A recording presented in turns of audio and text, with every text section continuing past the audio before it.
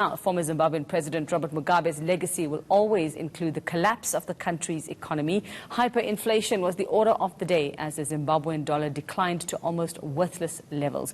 Businesses believe current President Emmerson Mnangagwa has done little to save the economy, as we've just heard with Michael there. For more on this, I'm joined by Zimbabwean businessman Chad Chawanda to talk about the experiences there. Chad, good evening and thanks for your time. You've heard much of that, and going back to what Robert Mugabe inherited when he came to power, Zimbabwe being the breadbasket of Africa at the time. You have to ask what went wrong and when and how. I think there are a number of things that went wrong.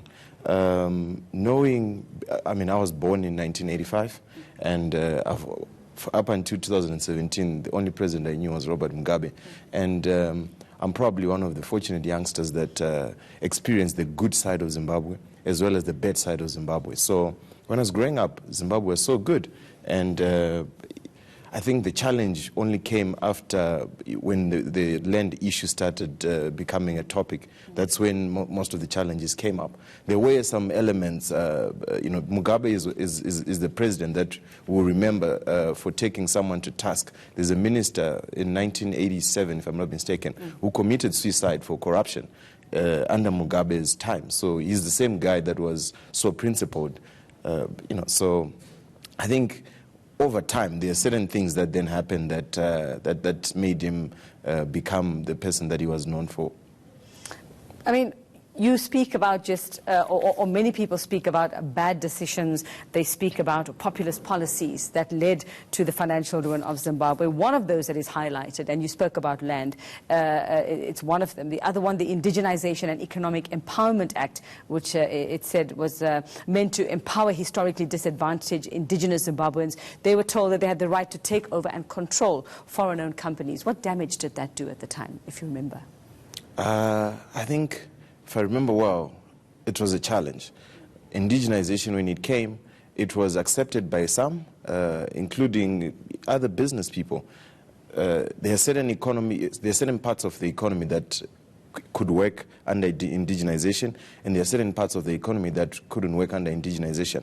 So if you look at even countries like UAE, they have something similar to indigenization. They have certain areas that are protected. So I think that was Mugabe's concept. Probably the implementation was the challenge.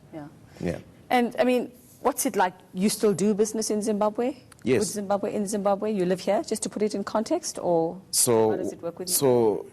I would look at Robert Mugabe as a leader that made me go out of my comfort zone, because based on the challenges that I was facing as a business person in Zimbabwe, I decided to start looking outside Zimbabwe, because the environment wasn't conducive when I started business. So I started doing business here. I started doing business in Zambia, DRC. But I haven't stopped. I still employ people in Zimbabwe, and I'm still doing business. Would you consider yourself one of the lucky ones? It's by the grace of God.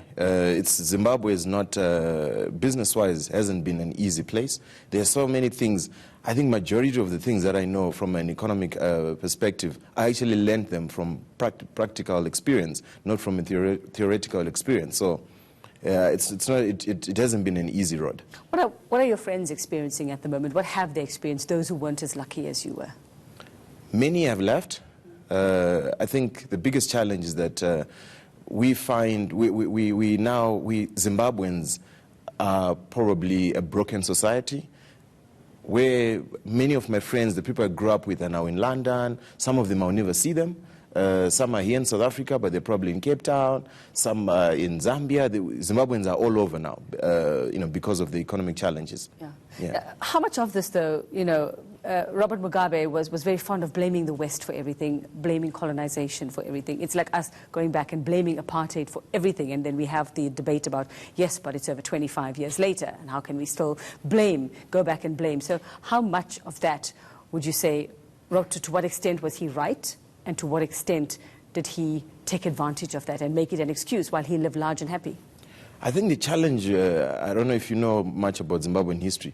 As a country, we've lived more under sanctions since UDI time under Ian Smith, and then Robert Mugabe came. We had a short period that we were not under sanctions, and then we came back onto sanctions. So the difference between Robert Mugabe's time and UDI's, Ian Smith's time, is that there was unity of purpose, and people decided to build. Whereas during Robert Mugabe's time, I would not entirely blame Robert Mugabe for the failure of Zimbabwe, because there are people also that were within the system that were not, building Zimbabwe based on what he wanted. Okay, well, we'll have to wait and see. It doesn't seem like there are better days for Zimbabwe at the moment. It's not getting any better, and that legacy, as we heard earlier, lives on, the negative legacy of it all. Thank you very much, Chad. Thanks so much for your time and sharing. Thank you very much.